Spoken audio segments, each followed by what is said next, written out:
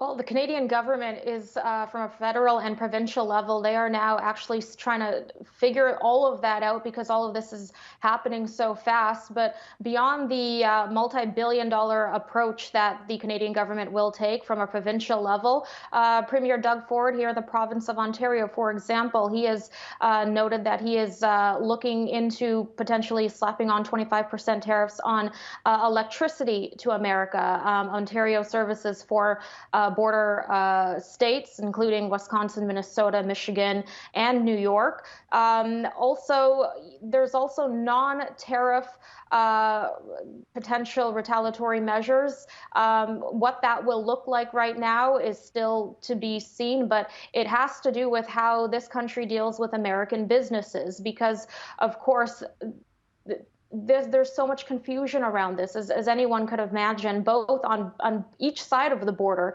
People who are doing business with Americans here in Canada, it's just all very gray in terms of how to proceed. But the Canadian government did reassure Canadians that they will help them with, for example, unemployment insurance in the interim, help businesses in a similar way that they did back during COVID with government assistance. But really, this is really to force the American hand on this, force Americans to get into the ear of their officials, to take this to senators, congressmen, and so they can get into the ear of Donald Trump, who is the one initiating all of this. It doesn't matter. It doesn't matter what it is. He's said, whether it's border security, a trade deficit with Canada. As we've seen yesterday, Donald Trump said, well, if you move Canada manufacturing over to America, there will be no tariffs. So of course, he keeps changing the reasoning, but as Prime Minister Trudeau said,